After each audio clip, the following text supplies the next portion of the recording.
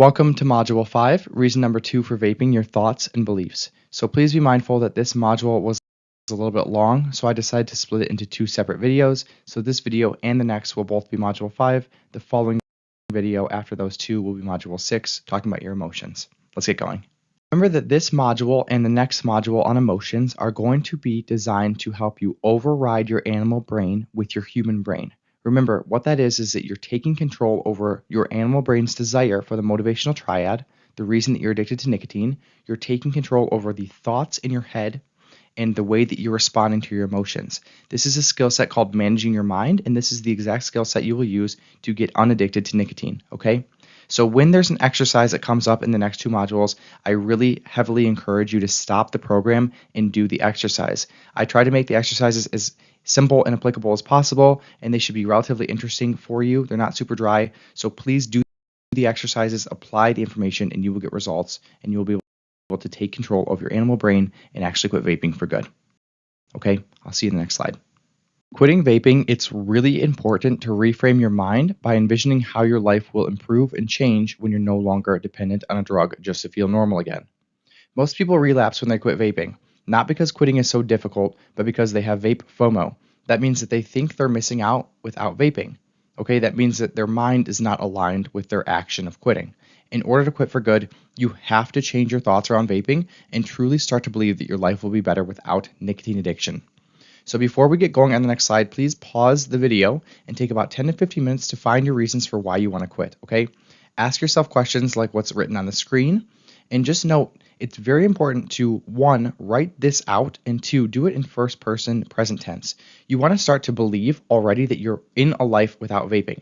Do not put it into the future tense. You are now someone who does not vape. How has your life changed? It's really important, as a note before you do this exercise, to please use a piece of paper and a pencil and actually write this out. The reason is because when your thoughts are in your head, they're still very much attached to your mind and your emotions. When you actually take the time to write out your thoughts, your goals, anything that you want to achieve, it takes it out of your mind and puts it into the real world, okay? This is called being the watcher. That means that your brain actually gets to look at its own thoughts. Very important skill set that's going to solidify a lot of the things that you want to create. So really with any goal, I recommend that you write it out so that your brain can actually watch yourself take those goals and thoughts out of your head and put them into a third person perspective. Very important. Pause the video, take some time to do this exercise. So I really hope that you did the writing exercise from the last slide and that you pause the video so you can actually start to change your thoughts and get excited for a better life post-nicotine addiction. For now, in the rest of this program, you're going to learn how to override the motivational triad so you can finally put down your last vape for good. This will work for you. I'm going to repeat, this will work for you. If you change your thoughts and the way that you respond to your emotions, you will be able to quit vaping for good. That is how your brain and every brain on the face of this planet works. That is how you change behavior, okay? But here's the thing. If your mind is not aligned with quitting, you're going to fail because your thoughts end up creating your results. So if you're still thinking like somebody who vapes, you're going to end up vaping like somebody who vapes, okay? Here's the thing. You have an animal brain. Remember that. That means that you're always going to want to seek pleasure and avoid physical and emotional discomfort. So with that said, it's incredibly likely, pretty much going to happen, that you're going to be resistant to apply the work inside, okay? Because you're literally learning how to override your animal brain. That is what the exercises are for. So you don't have to quit this second, but understand that a life free of nicotine is possible for you and will be found directly on the other side of you learning and actually applying this information. Applying the information is the skill set you're building to override the motivational triad so that you can literally stop vaping, even though your brain's always going to want to seek dopamine, okay? With that said, there's only 3 reasons why you vape. In the last section, we learned about nicotine addiction.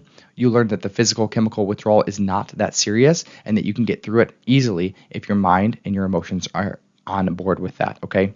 So in the next part of this module, we're going to learn all about your thoughts and your beliefs. Please be mindful that your beliefs are just thoughts you had over and over, so I will use those terms interchangeably. Here we go on the next slide. Remember in Module 2, you learned that your actions create your results, okay? So for example, vaping creates the result of nicotine addiction. Procrastination creates the result of goals not being achieved. Eating only as much food as your body needs and stopping when you're full creates the result of you being your natural body weight. And you actually learning and applying the exercises in this program creates the result of you quit vaping for good. Okay? So remember that your actions and your results are symptoms. That means in order to quit vaping, you have to see vaping and the result of addiction it creates as just the symptoms of a deeper problem.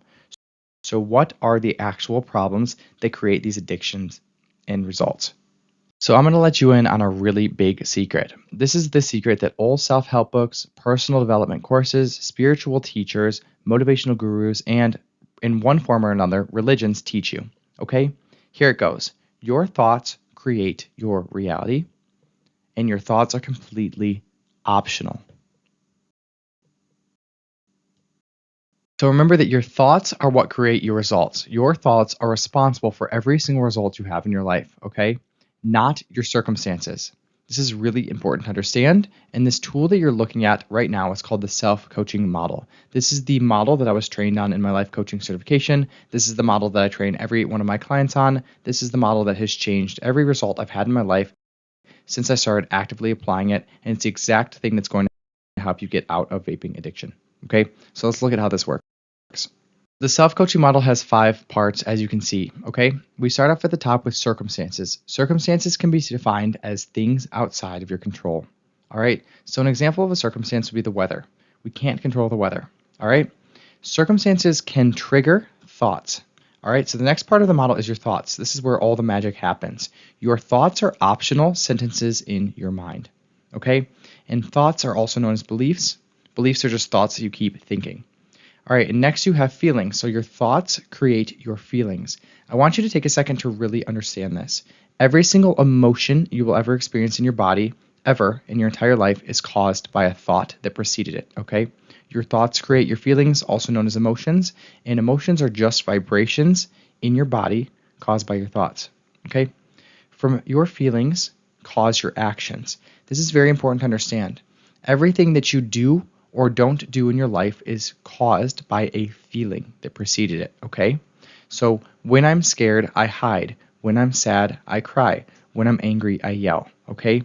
Your actions are caused by your feelings, and your actions are just the things that you do and don't do because of the emotion you're feeling, okay? And finally, you have results, and results are just the effect of your actions, okay? So circumstances trigger thoughts, which are optional sentences in your mind, which create your emotions, which drive your actions and create your results. Now, the one thing I want to show you with this model, it's very important to understand, is that your results are always going to create evidence for your thoughts, okay? We're going to use this model a lot. You're going to understand this pretty deeply by the end of this module, but just for now, be mindful that the results you have in your life provide evidence for your thoughts, okay? A lot of people want to look out into their life and they want to determine what is possible for themselves because of the results and the circumstances they have in their lives, okay? And in this program, you're going to learn that actually your circumstances do not determine what is possible for you. Your thoughts do, okay? So now we're going to break down each part of the model so you can understand it more properly. Circumstances, also known as facts or triggers, are things outside of our control in this present moment, okay? These include other people, our past, the weather, and currently being chemically, physically addicted to nicotine. Sometimes we forget that we can't control these things, so we expend energy trying to control other people or change our past. As frustrating as this can be, there's really good news. While we can't control circumstances, we can control everything else, including what we decide to think about them, how we feel, and how we behave. Some examples of circumstances are listed below. It is 76 degrees outside today. That's a neutral, factual circumstance, okay? Another note of circumstances is that they're always neutral. It's very important. Circumstances themselves are not positive nor negative. They're neutral, okay? Another example of a circumstance is she told me she likes my earrings. Anything that somebody else says or does is a circumstance for us, okay? I'm scheduled to work from 9 to 5 today. That's a factual thing that we can actually look for proof and prove. I made a decision to quit vaping yesterday, okay? So decisions are going to be circumstances because it's something that we've done in the past, okay? So a circumstance would be I decided to quit vaping yesterday morning at 9 a.m. My body is currently chemically addicted to nicotine. Remember that the physical chemical addiction to nicotine is a circumstance. If you're currently addicted to a substance and your hormones and your neurotransmitters are affected by that, that's going to be a circumstance. What we decide to think about the addiction is where all of our power is, because that's what creates our emotions and our actions and results, okay? I have a headache, that's a circumstance. Remember that any kind of physical chemical withdrawal symptom like a headache or insomnia would be considered a circumstance. And I did not receive an invitation to his birthday party, also a circumstance, okay? So just some notes on circumstances is that they are factual, that people would agree on, okay, are factual. They're neutral. Again, it's neutral, every circumstance. Although it may not always appear this way, circumstances themselves are always neutral. That means they are not good nor bad. It's the thoughts we have about circumstances or our interpretations about them that determines whether or not we perceive them to be good or bad. Okay? So that is circumstances. It's very important to be able to understand what that is in relationship to a thought about them. So now we're going to talk about the most important part of the self-coaching model, the most important thing for you to understand to create change in your life, and truly the most important thing you need to do and understand properly in order to quit vaping for good, your thoughts, okay? Thoughts, also known as beliefs or stories, are just optional sentences in our mind, okay? As humans, we give meaning to our circumstances through our thoughts, which are the sentences that constantly run through our minds. Sometimes we're aware of our thoughts, but often we aren't. Examples include, I'm not good enough, or my boss doesn't appreciate my work. We can't change our circumstances, but we can change our thoughts about them. The root cause of any problem is always our thinking, okay? It's not the circumstance, but the way we think about it. It's not our feelings, but rather the thought that created them in the first place. It's not our behavior, but our thoughts and feelings that result in the action or behavior, okay? Our thoughts directly create the results we experience in our lives. Therefore, the cause of a problem is not unwanted results, but the thoughts that led to those unwanted results. Okay, remember that vaping and addiction are results and actions. Those aren't the problems, those are the symptoms of the thoughts that created them. Okay, examples of thoughts are, I do not like my body. This is an optional sentence in your mind, and as you can see, it's just totally opinion-based. There's nothing factual that can back up that statement. It's a choice we make that's optional. Now, for a lot of people, that thought doesn't feel optional, and that's where the work is on understanding the model and then putting it into practice, changing your thoughts, okay? Because if you believe that you don't like your body, you're going to end up treating it in a way that isn't so nice, and then you're going to have a result of a body that's overweight or addicted to something that will prove evidence for the thought that created that evidence, okay? I don't like my body equals an overweight body, and then because it's overweight, remember, it proves evidence, so now I have a thought that's proving it. I don't like my body, I give myself a reason to have a body I don't like, okay? Another option of a thought is she is mean. So that is an opinion. If she said she was mean, that's a circumstance, but she didn't say that. That's our interpretation over something that we have seen as a circumstance. I should not have to work today. That's an optional thought that's going to make you feel pretty crummy about having to go to work. He doesn't like me. So many times in our life, we have thoughts or beliefs about other people that truly, once we separate out the circumstances, the facts in our life of why we believe that thought, the thought just crumbles. So much of the time, we think that someone doesn't like us because of something that's completely non-factual, that's opinion-based. So it's very important to be able to look at your circumstances and your thoughts and separate them, which we'll be doing in the next slide. Quitting vaping is hard. Did you know that the thought quitting vaping is hard is actually optional? And that if you choose to believe that, you're going to prove that true for yourself. Remember, if I believe something, I'm going to prove it, and I'll create evidence for that belief. Okay? I don't know what to do with my life. This is a really interesting thought that a lot of people think are very factual, and I want you to know that this is not a circumstance. You not knowing something is not factual. It's still opinion-based. And the reason why I'm a stickler on that rule is because you could change that thought and empower yourself to find out an answer.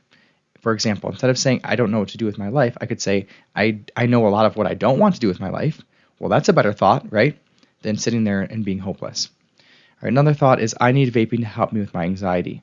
Now, a lot of people think that anxiety and vaping are correlated, and we're going to talk about that in the next section. But just be mindful that when you have a drug addiction, it's not actually helping you with anxiety, it's creating anxiety. And then in order to alleviate the anxiety that addiction creates, you use the substance. So vaping is actually creating much more anxiety overall than it's actually alleviating, and the only anxiety that it does alleviate comes from what it's created from addiction. Okay, so be mindful of that. I need vaping to help me with anything is always the thought that's optional, and when you believe a thought like that, you're going to end up finding reasons to vape. It's going to make it very hard to quit. Okay, so some notes on thoughts. They're optional. Every single thought you have in your life is optional. I'm not saying you need to change all of them, but a lot of them are optional and they're creating negative results. So, you want to be able to consciously choose things to believe that aren't going to create negative results. And that's how you do this thought work properly. Okay? They can be aware or unaware. It's very important to understand that most of your thoughts and belief systems have been created at a time where you haven't been doing this work. So you're unconsciously believing things that aren't serving you. So a lot of this work with the model is bringing thoughts into conscious awareness and then deciding if we want to keep thinking that or not. Okay. And then finally, they're always going to create results. Thoughts will create every result that you think about them creating. Okay. If I'm vaping right now, if I have a result where it's very difficult to quit vaping, the reason is every single time I promise you with certainty is that you have thoughts right now that are supporting vaping, and that's why it's so hard to quit. So if you want to quit vaping, you have to understand what thoughts are currently creating your desire to vape, and you have to question and change them. It is that simple. Simple does not mean easy. Remember that you have an animal brain. It's going to be very resistant to doing anything like this because doing thought work is uncomfortable and it expends energy. Remember the motivational triad: seek pleasure, avoid pain, save energy. So work like this, although it's extremely beneficial for your life, you have a natural resilience to doing. Okay, so that's thoughts. Let's move on to feelings. Feelings, also known as emotions, urges, cravings, and desire, are vibrations in our body caused by our thoughts. Okay, and before I get going with the rest of the slide, I think it's important to understand when you have a thought in your mind, your brain talks to your body by releasing hormones, okay? So emotions themselves are actually hormonal releases in specific parts of your body. Each emotion has a different hormonal release in different parts of your body. That's why with emotions like shame or like judgment or anger, you can physically feel it in your throat and your chest. You're actually having a chemical reaction caused by a thought that preceded it. That's exactly what an emotion is, okay? Remember, emotions are also called urges, cravings, desire. It's important to understand. All right, so feelings are the emotions or vibrations we experience in our bodies, and they're directly related to the thoughts we're thinking. Examples include anger, sadness, and excitement. Don't confuse feelings with physical, involuntary sensations such as hunger, cold, reflexes, physical pain, and chemical withdrawal symptoms from nicotine addiction. Emotions are voluntary because we can change what we feel by changing our thoughts. We often think that our feelings come from our circumstances, but in truth, they come from the thoughts we have about our circumstances. Because your thoughts create your feelings, nothing outside of you is ever responsible for the way you feel emotionally. Okay? This is a very important concept. It's called emotional adulthood. It means that every emotion we're experiencing is our responsibility for creating and therefore our responsibility for managing in a healthy way. Okay? We do not blame other people or addictions for our emotions. We are creating those with our thoughts, and that's a very empowering way to live your life emotionally, and that will give you the empowerment to actually quit nicotine for good and not blame other things outside of you for creating anxiety, stress, or other negative emotions. Okay? On to actions, I just want to drill down the concept that your feelings, your emotions, are created always by thoughts, not by outside circumstances. Okay? So this is the incorrect version of looking at this model. I have a circumstance in my life. I have an exam tomorrow. That's a factual, neutral event outside of me that I can't control. I have an exam. Okay? A lot of people think that that exam is creating anxiety. It isn't creating anxiety. That is wrong. Okay? This is a wrong way to think about it. It's actually the thought you have about the exam that's creating the anxiety. This is the correct model, okay? I have a circumstance, it's the exact same thing. I have an exam tomorrow. I'm thinking the thought, I'm screwed, or I have no idea what I'm doing, or this is going to be so difficult, and I'm having a feeling of anxiety. As you can see, it's never the exam that's creating the emotion. It's never the chemical addiction to nicotine that's creating an emotion. It's never the person or their words or whatever they called you or said to you that's creating an emotion. It's our thought about them that's creating the emotion, okay? So you can see that every single emotion you're experiencing in your life, every single one that you'll ever experience, is going to be caused by a thought, not something outside of ourselves, okay? Same with this example. This is the incorrect example, okay? Circumstance, I decided to quit vaping yesterday. Remember that decisions we've made in the past is a circumstance. And then I'm feeling dread, okay? Dread does not come from decisions. Dread comes from our thoughts about them. This is correct below, okay? Circumstance, I decided to quit vaping yesterday. My thought, this is going to suck. I'm feeling dread. Dread does not come from quitting a substance. Dread comes from our thought that's optional about quitting that substance, okay? Every single emotion that you will experience now, in the past, in the next hour, in the next 20 years will be caused by a thought that you're having. And I'm not saying that every single thought should ever create a positive emotion, and that's the point of this work. It's not. You're allowed to think thoughts that create negative emotions. That is okay sometimes, but just be mindful that every single time you're experiencing a negative emotion, your thought is creating it, not something outside of yourself. Very important to understand, very empowering to understand. Okay? Again, this is the skill set of helping you to override your motivational triad to quit vaping for good. So it's very empowering to do this work. Actions are what we do and don't do because of how we're feeling. Okay? Actions refer to behavior, reaction, or inaction, and they're directly related to our feelings. Examples include I overeat because I feel lonely or bored. I snap on my partner because I feel angry. I avoid doing work because I feel dread. I vape because I feel anxious. I procrastinate because I feel unmotivated. Our most effective actions come from positive emotions, okay?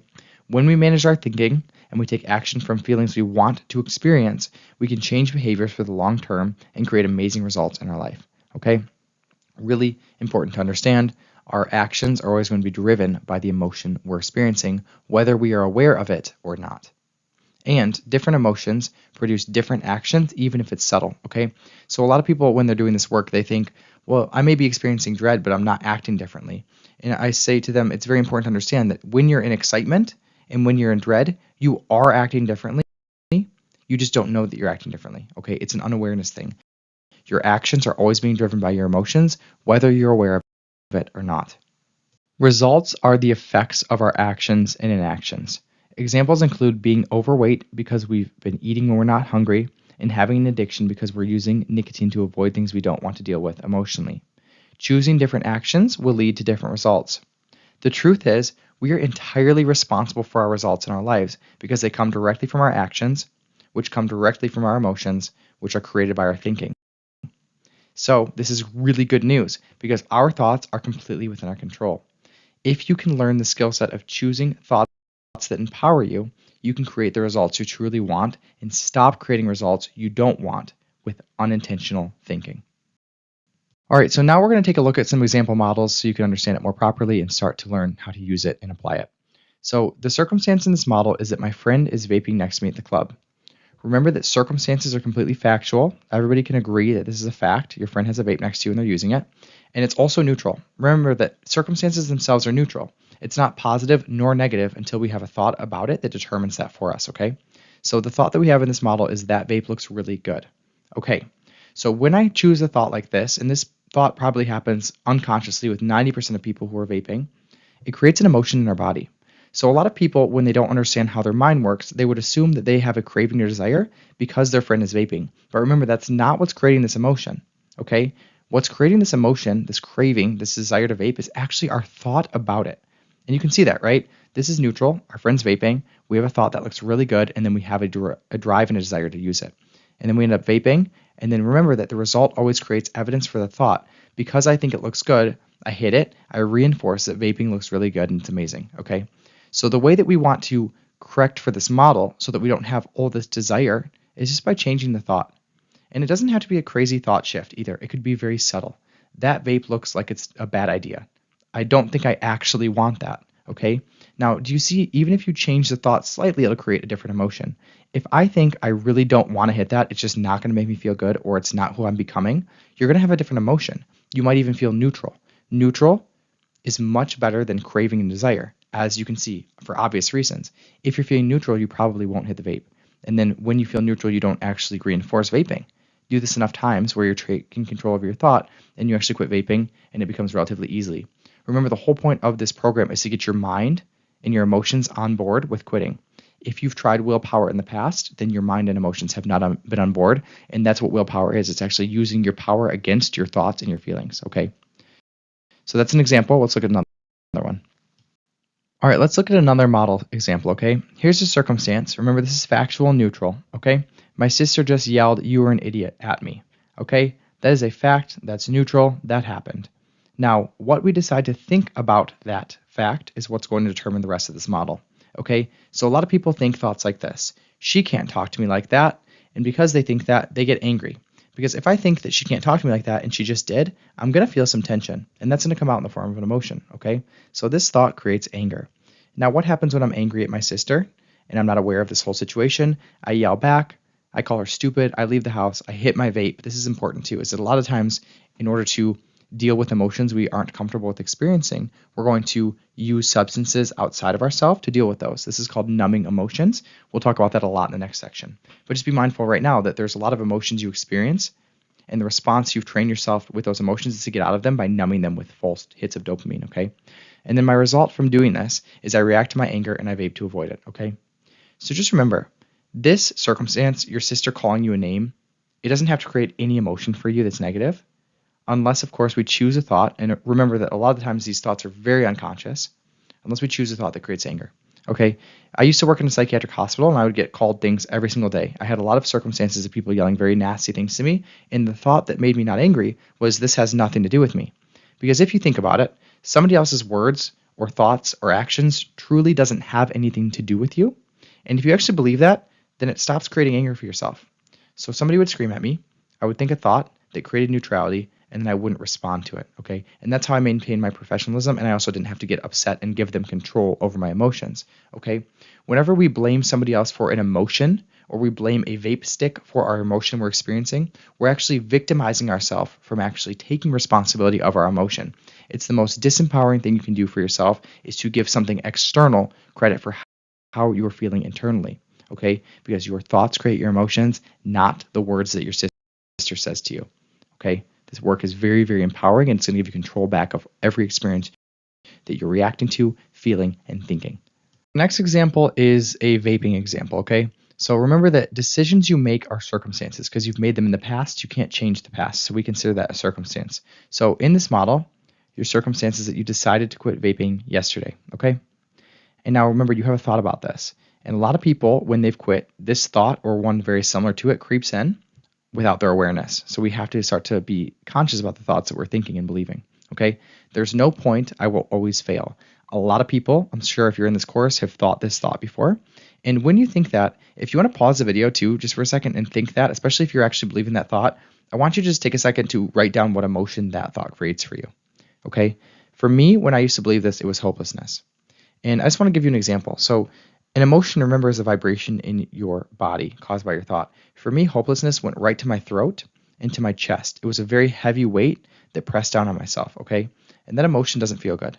And that emotion led me to talking myself into buying another vape. I always bought more vapes when I was feeling hopeless. Hopeless is not an empowering emotion. It's completely the opposite of empowerment, okay? So when you're quitting vaping, it's really important that you're not choosing thoughts that make you feel this emotion, or you're probably going to end up proving yourself right that it's a hopeless situation by buying a vape, okay? Remember that your result is always going to prove evidence for the thought, okay? So my thought is there's no point I fail. I'm going to end up, if I believe that thought, I'm going to end up acting in a way that makes me fail, okay? So just be mindful of that. Remember, this is all very neutral, and you don't have to beat yourself up for past results, but I just want you to start paying attention that every result you have in your life has been caused by this model, a thought, feeling, action, result, okay? So just start looking at it with compassion for yourself, with curiosity, and start to be curious about the emotions in your body, and you're going to start to get much more control over your quitting experience, okay? All right, so with this model, we're going to look at one, again, that's vaping, and I think this one's important to put in here because remember that the chemical, physical withdrawal, where your body's actually addicted to a substance like nicotine, that's a circumstance, okay? So remember that any chemical, physical withdrawal symptoms like headache, nausea, diarrhea, like those are circumstances. They're factual. They're sensations that actually are occurring in your body that are not emotional. So those are going to be circumstances, okay? So let's look at how this works with the model. So the circumstance is my body is currently addicted to nicotine. We could also say in this model the circumstance is my body has a headache from withdrawing from nicotine, okay? Something like that. My thought about that is withdrawals are really hard to overcome, okay? And I just want you to think about how you're going to feel in your body if you believe that thought. This is really difficult. You're not going to feel good. It's going to feel very overwhelming. And a lot of people, actually, the emotion they experience is fear, right? Because when you think something's really hard to overcome and you're actually trying to overcome it, you're going to feel fearful. It's a natural response to that thought, okay? When people feel fear, they try to get out of it. Fear is one of the most, I would say, the most challenging emotions for people to experience, and they spend their whole lives avoiding it. In the next section, I'm going to teach you how to process fear, but in certain situations, we're creating fear unnecessarily, okay? Because this is an optional thought that's creating emotions doesn't feel so good. But anyways, when we're feeling fear, we avoid quitting. We vape every single time that we have an emotion or a sensation in our bodies, right? Because we think it's a really hard thing to overcome. So we're going to vape over them because we don't think we can overcome it. And we're not even going to try to deal with our withdrawals. The moment that we have a physical withdrawal, we're going to freak ourselves out. We're going to feel really scared. And then we're going to prove to ourselves that they're really hard to overcome by vaping. Okay. And remember when I said earlier that addiction is mostly mental and it's like 20% physical. So just remember that the physical part is right here. That's the 20%. Yeah, it's uncomfortable to have a headache. It's uncomfortable to have insomnia. It's uncomfortable to have like that hunger in your body that comes physically from being dependent on a drug. Okay, but that's 20%. The 80% is right here. Okay, and this is all within your control. So if you can manage your thoughts and your emotions about quitting, I promise you, you're going to have such an advantage over any past attempt that you've had, because this is the most difficult part, is the mental emotional. Okay, the physical, not so bad when the rest is on board. All right, so now that we've looked at some examples of models, I want to show you the emotional numbing model. This is really important, okay? So just be mindful that sometimes between a feeling and an action, we have an entire another model where we have a thought that creates us to want to do something, okay? So let's look at this and we'll break it down, okay? So in this model, the circumstances that your coworker no-shows on Black Friday at work, okay? So you're factual neutral. You're at work on Black Friday, coworker no-shows. It doesn't feel neutral because you've thought about it, okay? So your thought about this is that this is going to be a really stressful day. So you're feeling stressed, okay? So now let's take this and we're going to show you what happens in between the feeling and the action, okay? So we're going to take the stress and we're going to put it into a new model. So let's say the circumstance in this model is that you're stressed, and then you have a thought that vaping helps with stress, and then you feel a craving or a desire to vape. You end up vaping to cover up the emotion with dopamine. Okay, remember that when you have an uncomfortable emotion in your body, when you use dopamine over it, it's not actually dealing with the emotion, it's covering it up, okay? Because dopamine makes you feel good, but feeling good doesn't mean that you're processing an emotion. It's a different thing, all right? And then the result you create is that I mistakenly associate dopamine release with processing an emotion. I block myself from the emotion, okay? So when you feel stressed and you have a belief system that vaping helps with stress, you end up vaping to get through the stress, okay? It's really important to understand that vaping and stress have nothing to do with each other, okay? It is not a natural response to stress to use nicotine. That is a conditioned response because of a belief that you have, okay? For people who do not believe that nicotine helps with stress, they do not vape when they're stressed. So I just wanted to show you, it's very important to understand, like, why are we numbing over emotions? Because we think that the dopamine released from taking an action, from numbing something, is actually fixing the emotion, but it's not. So I just want to show you that sometimes we need to change this thought, and then we'll stop using nicotine when we're stressed, okay? We're going to do this in the next couple slides. We're going to go over some belief systems on the next video, but for now, just be mindful that the default reaction to stress is not to like vape or to eat sugary foods. That's been conditioned because of a thought that we believe that often we have no idea is optional, okay? Like how many people watching this PowerPoint think that this is even optional? They probably don't, right? Or else you wouldn't be vaping over stress. At the moment that I decided that nicotine was not serving me and not processing emotions for me and not actually helping me with my emotions, that's when I was able to stop vaping over them and to learn how to be with them and process them naturally without avoiding them or numbing over them with false hits of dopamine. Okay. Okay, so now you have a good understanding of how your thoughts create your feelings, which drive your actions and create your results. Now I want to take a second to break down what you've learned so far to make it all make sense. You have two brains. Your animal brain functions purely on the motivational triad: seek dopamine, avoid physical and mental discomfort, and be lazy about it. Your animal brain has no idea it's living in an environment that is so full of abundance and full of artificially concentrated sources of dopamine. That means the environment is the problem, not necessarily your brain. Thankfully, as human beings, we also have a prefrontal cortex, or a human brain, that can override the motivational triad so we can overcome potential addictions and create the lives we actually want to live. Finally, we override the animal brain and the motivational triad by learning how to manage our thoughts. This is where the self-coaching model comes in, and not respond to our emotions in ways that don't serve us. You're going to learn about that in the next module. So now let's look at the whole picture and break it down again so you can understand it fully. Now you can see that your actions and results are symptoms of the thoughts you choose to think and the emotions those thoughts create in your body. Therefore, the solution to quitting vaping is to change your thoughts, which will lead to new emotions, different actions, and new results. It makes no difference how many times you've tried quitting vaping in the past. That number is a circumstance that you get to decide what you want to think about. The only thing that you need to do now with your human brain is intentionally start practicing thinking thoughts that someone who does not vape thinks. Then you will become a non-vapor for good.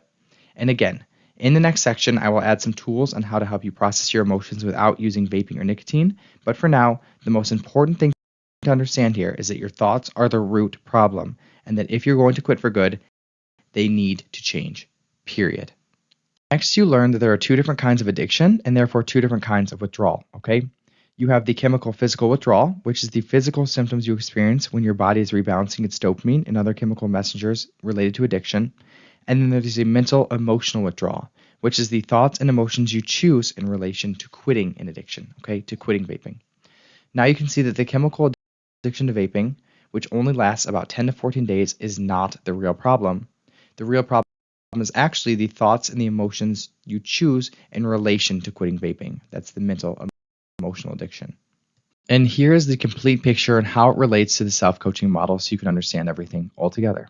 If you understand the real problem is your thoughts and emotions surrounding quitting vaping, then you'll be able to solve the problem for good.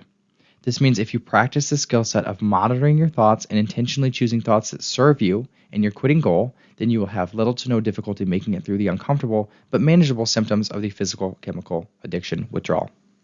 When you solve the problem, which is your thoughts which cause your emotions, the symptoms, which is the actions of vaping and the addiction it creates, disappear. Okay? When you solve the problem, the symptoms disappear. When you try to solve for symptoms, vaping and addiction, without understanding the problem creating them, you fail over and over again and make the problem even worse by starting to think and believe thoughts that create even more negative emotions and reasons to keep vaping. Okay? The thoughts are the issue. They've always been the issue. They've got to change. Change those. Everything else changes. You live a beautiful vape-free life. Okay? All right, so now we're going to talk about behaviorism and Pavlov's dogs. So pretty much in psychology, when you start studying, there's a lot of different methodologies. Behaviorism is one of the most foundational ones, okay? Behaviorism just means that behavior can be explained in terms of conditioning. Now, there's a very famous experiment in psychology called Pavlov's dogs. We're going to talk about it in just a moment. But for right now, just be aware that pretty much everybody agrees, no matter how much gets changed in psychology, that conditioning and behaviorism is right, and this is how your mind works, okay? So this is my dog Dexter. He's adorable. He's 12 years old. He's a puggle, and he's just the best thing ever. He's the sweetest little guy in the whole world, and in this picture, he's not angry. He was just squinting because he was in the sun. So let's use Dexter to talk about Pavlov's dogs and how this relates to you quitting vaping. All right, so in this famous experiment, Ivan Pavlov had dogs, and when he brought out food, they would drool, okay? So anticipation to eating food, a dog drools, okay? Then next, Ivan, every single time that he brought out food, beforehand he would bring out a bell, okay? So a bell would go off and then food would be brought out. So pretty much what the dog was doing was learning how to associate the sound of a bell with food being brought out, okay? And finally, Ivan removed the food and he would just ring the bell and the dogs would still salivate. This is called conditioning. Now, we've conditioned ourselves when we're vaping to do the same thing with external triggers that have nothing to do with the original stimulus. That means that we have a bunch of triggers we condition ourselves to that make us want to vape. So what's important to recognize is that all of this happens largely unconsciously. Remember that your animal brain is really good at conserving energy. It's the third part of the motivational triad. Seek pleasure, avoid pain, conserve energy. Now, the way that your animal brain conserves energy, it does this by automatizing thoughts, feelings, and actions we have on a regular basis. That's how you can zone out while driving without crashing and hit your vape without even being aware of it sometimes. So let's take a look at how this works with a craving model. So now that you understand how the self-coaching model works and Pavlov's dogs, let's look at how to apply this with an actual craving. So you have unconditionally and accidentally conditioned yourself with triggers or bells that create unconscious thoughts, feelings, actions, and results. These triggers could include things like waking up, arriving at work, walking into the kitchen and seeing your pile of bills on the table, taking your last bite of a meal, or after your first sip of coffee in the morning. Remember that this is most likely unconscious process that's happening because your brain's automatized the triggers and the response to them. Remember that a craving or an urge is an emotion that's created by a thought, That's why cravings or urges are not physical or chemical withdrawal symptoms. Physical chemical withdrawal symptoms go in the circumstance line of the model, whereas urges and cravings go in the emotional line of the model. Let's take a look. Now let's look at an example with a craving, seeing how this works with conditioning, okay? So let's say, for example, you have a circumstance that you're at work, you're on your break, you went out to lunch, and now you just finished your lunch with coworkers, okay? It's a fact, it's neutral, it's a circumstance. Just finished eating my meal. And then you have a thought that's been conditioned. Vaping is good after a meal. Now, a lot of people have this thought, right? After a meal, nicotine's really good. After I shower, nicotine's really good, right? They've conditioned themselves, just like the bell and the dog's salivating, they've conditioned themselves that after I finish a meal, I should go vape. And this creates an urge or a feeling. Remember, this feeling isn't happening from the meal. It's happening from your thought about the meal. It's because you have a belief system that vaping is good after a meal. That's where the feeling is coming from. So because you have a craving and an urge, you respond to it by acting and you vape, and you reinforce that vaping is good after a meal. Now, the beautiful thing about this entire situation is that this is a conditioned response. And just like Pavlov's dogs can be unconditioned, you can uncondition yourself using your prefrontal cortex to change your thought, okay? So next time you have a meal, if you want this craving to be weakened, all you have to do is finish eating lunch and then intercept your automatic thought with a new one that's going to not create a craving. Like, I don't need to vape right now. I'm totally good. I'm going to sit here and just enjoy spending the last couple of minutes of my break with my friends, okay? So you can uncondition your cravings by intercepting them at the thought line. And if you do this enough times, you're withholding the reward of vaping. Eventually, you're going to decondition yourself to not have this trigger happen anymore. That's exactly how it works. It happens with dogs, just like it happens with humans. The only difference, I should say, is that with a human, we're unconditioning ourselves consciously. With the dog, they're being unconditioned by something external, right? By the experimenter. So now we're going to look at how to overcome a craving and a trigger. All right, so here's the example from the last slide. Circumstance, I just finished lunch. I have an unconscious thought about it that's creating a result I don't want. The thought is hitting my vape sounds really good. I have a feeling, which is a craving or an urge. I respond to the craving and the urge by hitting my vape.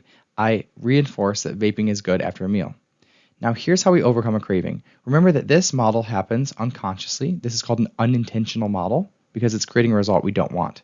Now this is our intentional model. We do this very intentionally. It's very important that this is done consciously and with our awareness, okay? So here's the circumstance, the exact same. Just finished lunch. My thought this time, this is a conscious thought that I choose, not an automatic conditioned one. The thought is, I don't need to vape every single time I eat a meal. I feel grounded. Because I feel grounded, I stay at the table. I allow the feeling to pass without responding to it. I don't vape. My result is that I weaken the trigger instead of strengthening it. Now, the beautiful thing about triggers is that the more we practice not responding to them, the weaker they get. Eventually, the trigger will stop being a trigger if the dopamine or the reward is withheld enough times. Imagine the bell getting smaller and smaller and smaller until eventually it makes a pitch so high you can't hear it anymore. And I know you want a range to know about how many times it takes to break a trigger, but in reality, it depends on how often and for how long you've been making this reinforcement in your brain. The most important thing you can do is to start becoming consciously aware of your triggers, circumstances, your thoughts, your urges and your emotions in your body, and practicing the skill set of not responding to them in a way that reinforces the trigger and the vaping. Okay? Now, this is going to get easier as you practice it, as your brain physically changes its neural pathways from expecting to not expecting a dopamine reward. Next, we're going to look at differentiating between circumstances and thoughts so you can use the model properly to rewire your brain and triggers. You can use the model properly to help you quit vaping. We have to understand how to differentiate between circumstances and thoughts. It's one of the most important skill sets you can learn in regards to addiction, and you have to understand the difference because circumstances are things that you cannot control, and your thoughts, feelings, actions, and results are the things you can control. Remember that circumstances, also called facts or triggers, are things outside of your control right now in this present moment. This includes things like other people, the past, the weather, what's going on in the economy or in the news, and being chemically addicted to nicotine right now in this present moment. Sometimes we forget that we can't control these things, so we try to change them, creating unnecessary suffering for ourselves and leaving us unable to make change in our lives. One of my favorite spiritual teachers, Byron Katie, has a saying. She says, when we argue with reality, we lose, but only 100% of the time. What she means by this is that the things outside of us, reality, are never the problem. It's our interpretations of them that create suffering. It's our interpretation of those things that make us addicted and unable to create change. Although we can't control our circumstances, we can control our thoughts. Remember that thoughts are optional sentences in our minds that create our results. Beliefs are just thoughts that we keep having over and over again. Thoughts often have very little to do with anything factual. In fact, a lot of our thoughts and beliefs have been passed down to us at a time where we could not decide if they were actually things we wanted to believe or not. Your thoughts, not your circumstances, create your reality. The biggest mistake people make when trying to change their lives is mistaking their thoughts, which they have full control over, for circumstances where they have no control. When you believe your thought is factual, you no longer have the power to change it. Therefore, you leave yourself unable to change your results. In order to help you separate out the circumstances from the thoughts in your life properly so that you can quit vaping, I want to give you my story of vaping. I tried quitting about 50 different times during my 9+ years with nicotine addiction. At the time, I believed things like maybe I just have an addictive personality. So because I thought that my thought about addictive personalities was factual, I was unable to create change in my life. It wasn't until I learned the self-coaching model that I was able to see that having an addictive personality is not actually a fact or a circumstance, but rather an optional sentence in my mind that I was choosing to believe. It was a story. When I was able to change that story, I was able to empower myself to actually put down my last vape for good. If I still believed today that my thoughts were factual and they were creating results I didn't want, then I would be a permanent nicotine addict with no way to solve for that problem. Okay? For this reason, it's crucial to learn how to separate the circumstances or facts from your thoughts and beliefs about them. This will allow you to look at and actually change the things you think and believe that are not serving you. So just to look at this little picture, this is my circumstances. The only facts I had is that I vaped for 9 years and used nicotine for 9 years, and I tried quitting a bunch, 50 times. Everything else was a story. And as you can see, this isn't what kept me vaping. It's my story about it. So every single one of these thoughts I don't believe anymore. And I believe thoughts that literally quitting is easy if you have the right tools. I believe that there's no such thing as an addictive personality. And actually, you can look at the scientific literature in the psych world and find that that's very loosely based on theory. It's not actually factual. And I don't believe I'm doomed for life. I believe that I have full control over my actions because I know how to manage my thoughts. That is why I'm no longer a vapor, because I separate out the circumstances, the facts from my story about them, and I change the story to actually serve the result I wanted. All right, so when I'm done talking, I want you to pause the video and actually complete this exercise. The whole point is that you write circumstance or thought next to each phrase, okay? And the reason why I want you to actually do this is because this is the foundational element of how to use the model properly. If you are writing in thoughts in the circumstance line or you don't understand this fully, you're going to be doing your models incorrectly and it will be a relatively ineffective tool for you to quit vaping, okay? I want you to actually critically think about these before I give you the answers so that you can put your brain to practice. That's the whole skill set we're building here. So please pause the video, and then in the next slide, I will go over answers with you and why the answers are how they are. All right, so now we're going to take a minute to just look at these models and to show you what is a thought and what is a fact, okay? So the first one, I hate my body, that is an optional thought, okay? To a lot of people, that doesn't feel optional. It just feels like a fact of life they hate their body, but that is not a circumstance, that's an opinion, okay? This one, I have 2 eyes, that's a circumstance, as long as, assuming you actually have 2 eyes, and that's factual. I hate my job, that's optional. A lot of people walk around saying how much they hate their jobs, and that creates a lot of dread, anxiety, and anger towards work. So I'd recommend that you be more careful when it comes to thinking about your job and how you want to think about it. My wife doesn't care about me. This is a thought. If you wanted to make this one a circumstance, you could say my wife said she doesn't care about me. My wife told me she doesn't care about me. It's a fact. You still get to decide what you want to think about that fact, though. Okay?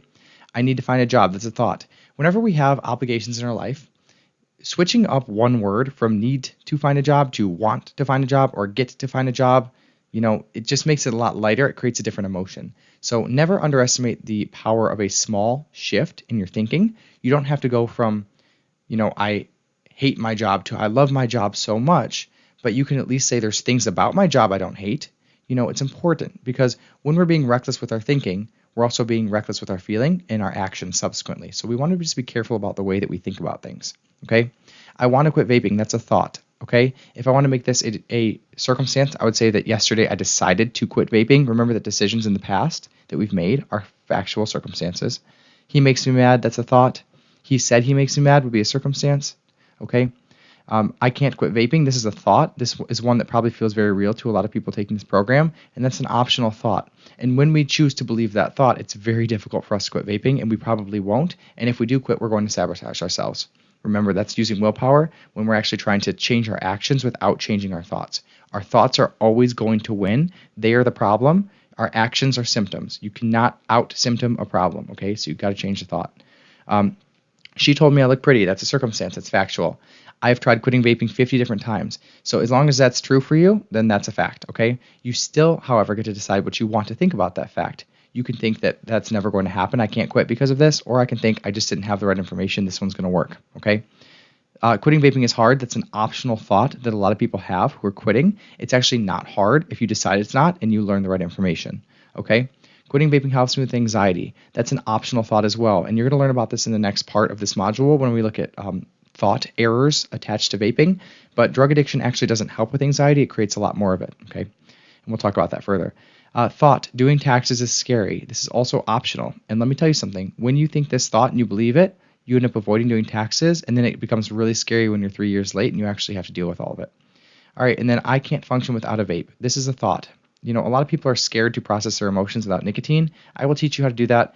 Emotions themselves are never going to hurt you, and they're not that scary. It's our resistance to them or our avoidance of them with substances that was what makes them so scary, okay? And then I just want to show you on the right, this is what it looks like to do a small thought shift. You do not have to go from quitting vaping is hard to quitting vaping is the easiest thing ever in the world, okay? That's unrealistic in your mind. If some people can go for that, if you want to just completely change the thought and it works for you, awesome. But in order for a model to work, you have to believe the thought, okay? So let's look at this example. Circumstance. The scale says I weigh 165 pounds. Remember, circumstances are neutral and they're factual, okay? So the scale is never going to make you feel bad. It's our thought about the scale and the weight that's going to make us feel bad. So in this example, the thought is I hate my body. I feel self-pity. I end up curling up on the couch, watching TV, avoiding my life, feeling bad for myself, and eating ice cream. So the result, when I think I hate my body, I treat my body like I hate it, okay? I overeat. I feel gross. I'm burping up after. I gain more weight, right? So this can all happen from a neutral circumstance of your weight. Now let's look at one small thought shift. As you can see in this next model, we're not going from I hate my body to I love my body so much, okay? If that works for you, awesome. But that might be too much of a jump. So instead of simply going from I hate my body to I love it, why don't we try a smaller shift? I hate my body to I have a body. That's true. We can believe that. You have a body, right? And when you have a body versus hate your body, you feel neutral, okay? Neutral is better than self-pity. Why? Because if you're neutral, you're not going to do anything. You're not going to make the scale mean anything bad about yourself, and you're probably not going to eat, okay? So I don't create a problem, right? So don't ever underestimate the power of a small thought shift, because those thought shifts that are small, they change our emotions. Different emotions equal different actions, okay? So you don't have to go from I can't vape or I can't quit vaping to I can do it so easily, but you can at least change that thought a little bit into a more empowering version of the thought, and that will help you learn how to sit with cravings, urges, and take control over your thoughts, okay? Before we finish the first part of this module, I want to go over what an unintentional versus an intentional thought is, or an unintentional versus intentional model, okay? An unintentional thought or an unintentional model, you can use them interchangeably, is a thought or a model that we are typically unaware of that creates results we don't want, okay? So if you're vaping, but you're trying to quit, it's because you're currently believing unintentional thoughts that keep you vaping. Makes sense, right? So an example would be, I can't enjoy the party this weekend if I'm not vaping. Another example would be, life is less fun without nicotine. If you're trying to get to a result like being a non-nicotine user, and you're having thoughts that are stopping you from that result, that's an unintentional thought, okay? And this is really important. When we're doing these models, you have to be honest with yourself. If you are choosing to believe things that make you want to vape, then it's very possible that actually there's a part of you that doesn't want to quit yet. And we can look at that with compassion and curiosity, okay? But it's important to be conscious and be honest with ourselves about what we actually believe and not trying to censor ourselves. Now, an intentional thought is a thought that you choose on purpose that will create the result that you actually want. An example would be, I absolutely can have a good time without being addicted to nicotine. Okay? So it's just important to understand both of those. And sometimes the intentional thought you want to believe takes some practice. Maybe going from, again, vaping helps with anxiety to vaping creates more anxiety might be too far of a stretch to do in one go. What I recommend instead is playing with thoughts that are different but still believable and working your way up to believing something new if you're really having trouble, okay? An example is that you could go from vaping helps me with anxiety to I could start to pay more attention to my body when I vape, okay? So that's just an interesting thing to think about. What if that's the thought you had every time that you were anxious? You thought, I am going to pay attention to my body. Well, you're going to find out a lot more than you would if you kept believing the original thought, and you don't have to do a super big jump, okay? Now, why is this important? Because each thought, again, creates a different emotion. Vaping helps me with my anxiety, creates a craving or an urge to vape. Whereas I can start to pay more attention to my body when I vape, creates curiosity. Different thoughts create different emotions. Different emotions lead to different actions. Different actions create new results. So again, I want to say this again. Never underestimate the value of even a small shift in thinking and emotions. The difference from craving to curiosity could be the difference that makes you a non-vapor. Okay? So there's no jumps that are too small in your thinking. Any thought shift will give you a new feeling and a new action. Okay? So if it takes some time, that's okay. But again, you want to be honest with yourself about what you believe and then start questioning why you believe it. All right, so in the next video of this module, we're going to take apart some of the most common belief and thought errors that people have who are vaping, okay, that keeps them vaping. But before doing that, I really want you to make a list of your own, okay? A thought error is pretty much just a thought that we're thinking that is not factual, that's creating a whole bunch of havoc in our lives, okay? If we're currently vaping and we can't stop or we're having trouble, it's because we have thought errors about nicotine. Again, in the next video, we're going to go over some of them, but please take time to do this exercise. Write it out. Remember that you want to take thoughts out of your brain and put them on paper, so make sure that you're writing these thoughts out. The first part of this is just to write down all the reasons why you vape. Do not censor yourself. Write down anything that comes up, okay? These are the thoughts you're going to have to change if you want to quit without any desire. Just be done with vaping for good, okay? Now, the second question says, if you had to quit right now, what emotions come up, okay? And then next to each emotion, write the thought that's creating it and add those to the list. Now, the reason why I'm having you do this is because if thinking about quitting creates fear, you can ask yourself, why am I scared to quit vaping? And the answer to that question will be a thought you can add to your list of current thoughts keeping you addicted to nicotine. For example, if I am scared to quit vaping and I answer the question of, I don't know how I'm going to process my emotions without nicotine, then I have a thought that nicotine's helping me process my emotions. Okay? I'm going to have to change that thought if I ever want to quit vaping, or at least alter it so that I can believe that I'm good to deal with my emotions without nicotine. All right? So make a list of your thoughts, make a list of emotions that come up when you have to quit, write down all the thoughts creating them, add them to the list. Okay? Now, the fifth part is to think about your life as if you were already on the other side of vaping and it's not even a thing for you anymore. Okay? Like, what if you saw no benefits to vaping? What are you going to have to believe about vaping then?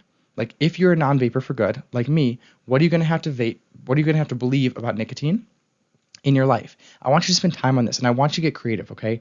Like, just be logical about it. If I no longer use nicotine, what do I now believe about nicotine? And you're going to see that the list of thoughts you started with and the list of thoughts that you're making now are completely different, okay?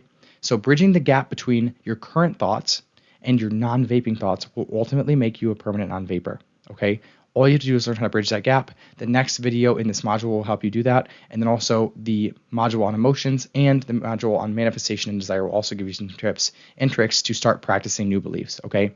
But very often, once we have a list of beliefs that we currently believe, we can just cross some right off because we know that some of them are BS, just like I did in the beginning of this program, okay? That's why it's so important to write these thoughts down, have a list of where you are, have a list of where you need to be. That is the whole process of changing your behavior, is just changing your thoughts, and you have to know where you are and where you're going. So spend time on this exercise.